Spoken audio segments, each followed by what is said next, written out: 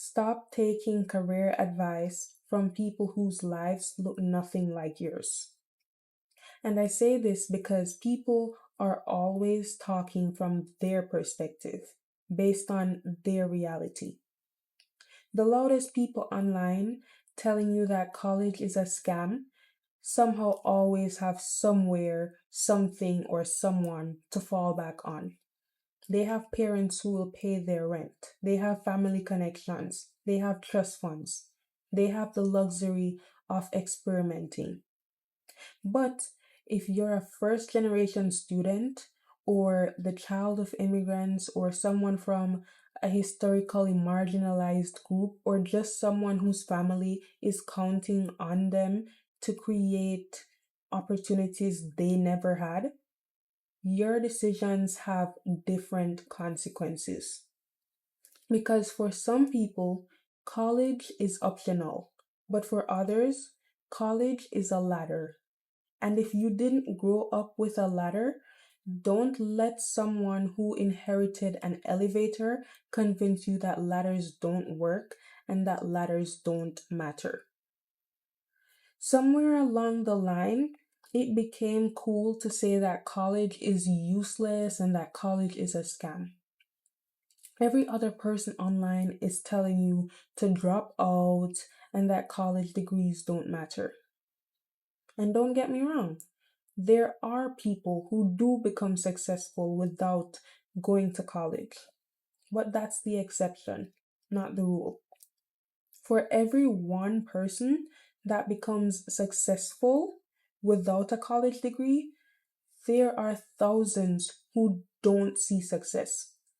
And the conversation around the message of college being a scam has become so extreme that many people in my generation and in society have started acting like education has no value at all and are literally promoting and normalizing anti intellectualism.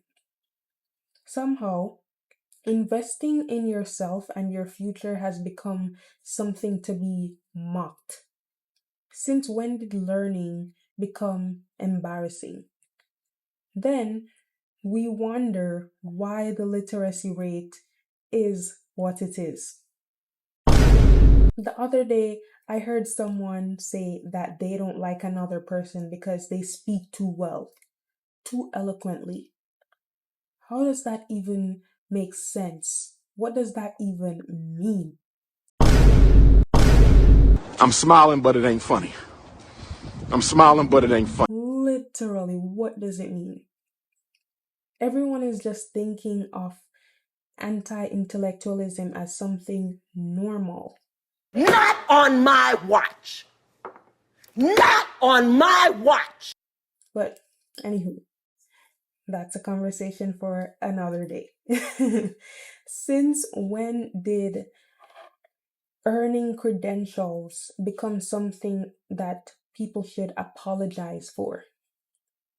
Since when did building expertise become less respectable than chasing the next viral shortcut? We've become so obsessed with finding shortcuts to the point that we've started calling the long road a scam. And that's truly sad. But I'm here to tell you that education is not a scam. Learning is not a scam. Investing in yourself is not a scam. Developing a skill is not a scam. Becoming qualified in something is not a scam. And your education isn't a scam because it can't be taken away from you. It's actually an asset. And if you're the first person in your family trying to create a different future for yourself and your family, don't let the internet convince you that discipline, education, and delayed gratification are things to be embarrassed by. The conversation about college being a scam completely ignores where people start. Not everyone is playing the same game, and not everyone can play the same game. Some people are born with financial security and stability. Some people are born with networks that open doors for them. Some people have access to opportunities that were created long before they were even born. And that's why it's important to be intentional about whose advice you're taking, even from me. Because as I said, people are talking from their perspective based on their reality. For example, I am a first gen student, so I am speaking from this perspective. But a person from a stronger and more stable background may see this and it may not resonate, and that's fine. Many of the loudest voices telling people to skip college are speaking from positions of privilege. They may come from families with wealth and established careers and connections, or even safety nets that make taking risk so much easier. And that's their reality. That's why they are able to speak from that perspective. But on the other hand, that may not be your reality.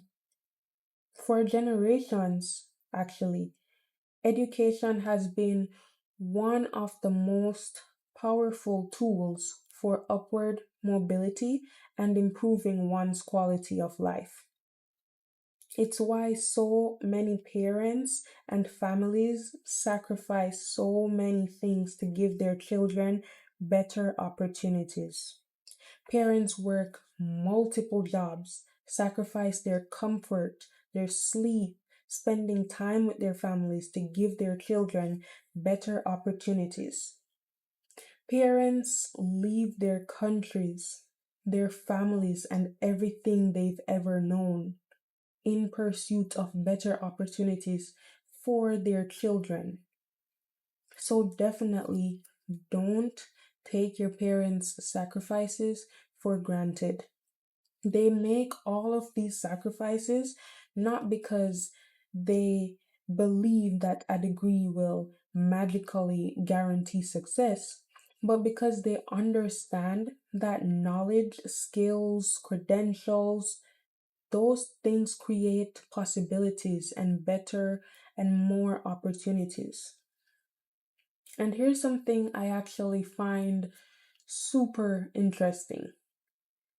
The same wealthy people who spend hours online saying that college is a scam still send their own children to universities, and their whole lineage actually has a legacy at the top universities, and they continue the legacy by sending their children to these top universities generation after generation. And I wonder why. Because they understand that college isn't just about learning and information. It's about networking, it's about mentorship, it's about increased opportunities and possibilities, it's about credentials, it's about access. It's about putting yourself in rooms that can completely change the trajectory of your life. If higher education truly had no value, the people with the most resources and access wouldn't continue investing in it generation after generation. And so, with all of that being said, what should we actually do and what can we do? Number one, be honest about your starting point. Stop making decisions about your life based on what people who have completely different circumstances have to say. Someone with a wealthy family can afford to take risks that would destroy someone else. That doesn't make them smarter or better. It just means that they have a safety net to play with and fall back on. Your plan and your strategy should reflect your reality. Number two, invest in yourself and your future unapologetically. Don't let people tell you that pursuing higher education is a scam. Knowledge compounds, skills compound, networking connections compound, credentials open doors for you. These are actually all assets and they can't be taken away from you. No one can take your knowledge and your education away from you. It is one of your greatest assets. Trust. Number three, be strategic with your education. And this might not be what everyone wants to hear, but your degree is one of your biggest investments you will ever make. Therefore, treat it like one. Don't make a bad investment, especially in the direction that the world is moving now. It is not the time to joke around. It is the time to take this investment as seriously as it's ever been taken.